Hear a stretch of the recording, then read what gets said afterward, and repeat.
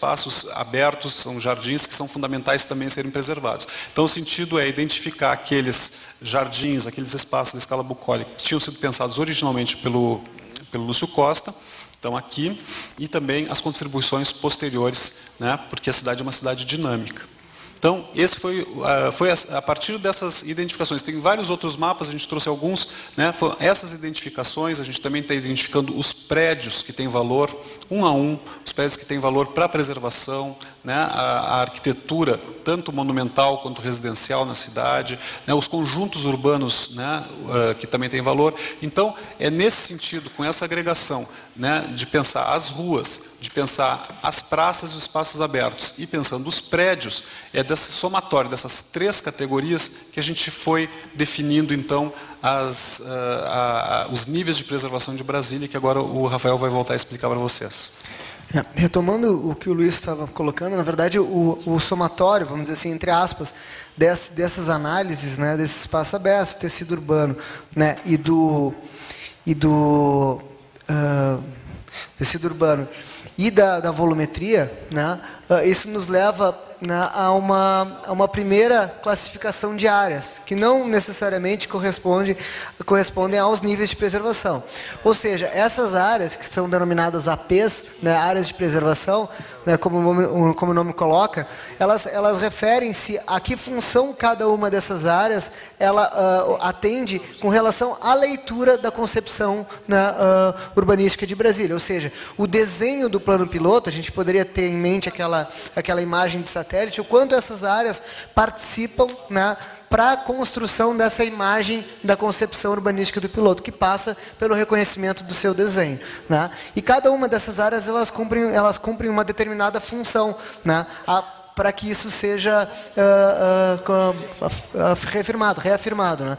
Então, se nós pegarmos e ilustrarmos aqui, por exemplo, a AP8, né, que é essa área em amarelo, é uma área que diretamente se relaciona com o desenho, né, da asa do avião, e essa relação é uma relação de transição até a área da orla do lado. Então, elas têm esse papel, né, a cumprir, né, para a leitura, né, do desenho, né, original, ou seja, da concepção urbanística de Brasília, né? E claro, dentro dessas áreas, mesmo nessas unidades, nessas áreas de preservação, elas têm características distintas, né? Elas cumprem uma função similar, ou seja, né, amortecer o desenho do plano piloto, mas dentro dessas próprias áreas há zonas, vamos dizer assim, ou unidades que têm características diferenciadas, né? Graco, poderias, por gentileza, me apontar um pouquinho aqui? Obrigado por poder exemplificar. Bom, então, por exemplo, se nós pegarmos aqui na AP8, né, nós temos a área da UNB, temos aqui as áreas das embaixadas, que têm características morfológicas distintas, né, e, por sua vez, vão ter atributos morfológicos distintos, ou seja, a malha, o desenho, as edificações, todas elas se diferenciam em alguns pontos, né, e, claro, tem que haver um tratamento diferenciado para isso, né, porque elas, no todo, cumprem uma função, né, equilibrada, de manter esse desenho. Estou citando como exemplo só a AP8 aqui, é essa leitura do desenho, mas as particularidades de cada uma dessas áreas internas, né, são diferentes, são de naturezas diferentes. Então, isso nos levou, né, a uma definição das unidades de preservação. Ou seja, dentro dessas áreas de preservação, nós vamos ter algumas unidades, ou seja, né, algumas áreas, umas pequenas áreas que vão ter, né, características semelhantes e que, né, talvez tenham, né, um regime diferenciado no sentido de cumprir o equilíbrio de todas essas áreas, cumprir a função, né, da leitura do desenho do plano piloto.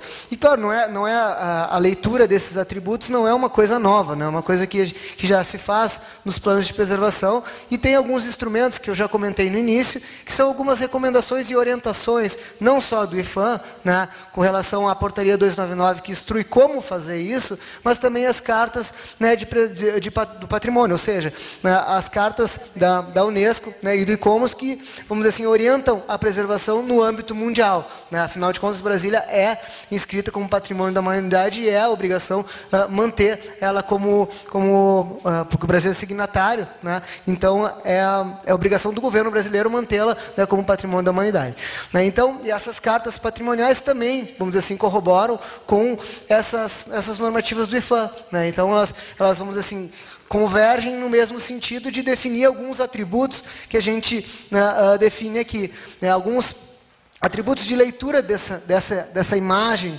urbana de cada uma dessas sub-áreas, né, ou unidades de preservação, ou seja, o tecido urbano, os espaços abertos e as edificações, como o colega Luiz Merino apontou. E para a gente definir isso, né, qual é o método que a gente faz? Né? Uma primeira classificação, né, a partir de algumas fichas, né, de identificação desses elementos. Ou seja, com relação ao tecido urbano, né, temos o quê? No primeiro momento, a malha, ou seja, o traçado viário, né, e o valor que se tem, ou seja, preservar isso integralmente, parcialmente, né, então são essas definições. Né? Com relação ao parcelamento urbano, né, os lotes, ou seja, né, se esse parcelamento ele tem valor a ser preservado ou não, se ele tem um valor, né, a preservar. E os cheios e vazios que se relacionam, né, nessa parte do tecido urbano, né, essencialmente com a proporção de área construída. Né? Esse é um aspecto bastante importante, né, de definição do tecido urbano, que é, se a gente olhasse de cima uma imagem, né, o que é o cheio e o que é o vazio, ou seja, o que é preto, o que é construído, né, com o que é vazio. Então essa proporção ela é fundamental para a definição do tecido urbano e para a leitura desse tecido urbano. Os espaços abertos, né? Obviamente o desenho e a composição deles, né? É importante também que a gente identifique onde há valor a preservar. Por quê? O que acontece muitas vezes em alguns espaços públicos ou praças, né, de outros sítios históricos? A partir de intervenções que muitas vezes equivocadas, se perde a leitura daquele desenho, né? Canteiros, enfim, né, na própria vegetação, mas se perde a leitura do desenho desse espaço e, por consequência, a concepção desse espaço se perde, ela se esvai. Né? Por quê? Porque são intervenções que não consideram, né, os atributos principais, né, de cada um desses espaços públicos. Por exemplo, as praças. Né? Então, há muitos sítios históricos brasileiros que perderam praças, né, que perderam, né, a sua leitura, o seu desenho, a partir de intervenções equivocadas. Então, é importante que se reconheça onde há valor nisso em Brasília e se designe sim como, né, um atributo a preservar. A vegetação e a pavimentação, que também são atributos a serem levantados em cada uma dessas unidades. Mobiliário, escultura, quando isso, né, apresenta valor, e os usos. Esse é um aspecto também importante, né, que nem sempre, com patrimônio histórico, às vezes o edificado é o mais importante a preservar, mas sim a função, né, o uso que esse determinado lugar ou determinada edificação cumpre para a sociedade como um todo. Né? Então, esse é um valor imaterial, não diria imaterial, porque, na verdade, ele é físico, digamos assim, que as pessoas usam o lugar, mas também um valor a ser identificado, a preservar em alguns casos. Né? Com relação às edificações, a gente também tem vamos dizer assim, essa leitura nessas categorias que começam essencialmente pela volumetria, porque não necessariamente a edificação precisa ser preservada integralmente, mas sim a volumetria dela, ou seja, a proporção que ela exerce, aquela massa ou aquele cheio, né, na paisagem, ela tem um valor, né, para a construção daquela paisagem em si. Né? Então, às vezes nem tanto é a relação de aberturas, de janelas, enfim,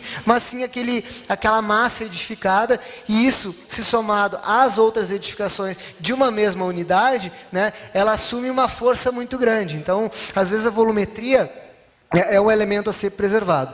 Em outros casos, né, a linguagem, ou as duas coisas concomitantemente, ou seja, a relação, né, entre proporção entre cheios e vazios na edificação, ou seja, né, o tamanho das aberturas, né, a maneira como essas aberturas se põem. Né, então, esse é um aspecto importante a ser preservado também em alguns casos. O valor histórico, como já foi comentado, né, que às vezes o prédio nem tanto tem valor arquitetônico, né, como, vamos dizer assim, como linguagem, como volumetria, mas eles têm um valor histórico enquanto registro de uma determinada situação ou época. Né? Então, às vezes, é um valor imaterial que também tem que ser buscado, né, dentro da preservação. Né? E os usos, como já foi comentado, que também é uma função importante das edificações, né, que em alguns casos até é mais importante que a própria edificação. Né? Então, isso, de uma maneira geral, é o procedimento que se adota no sentido de ter um procedimento claro para a definição desses níveis de proteção diferenciados dentro da área tombada. Né? Então, são métodos que a gente aplica no sentido de, no final, lá ter que essas grandes áreas cumpram sua função, né, mas com níveis diferenciados de proteção em cada uma delas. Né?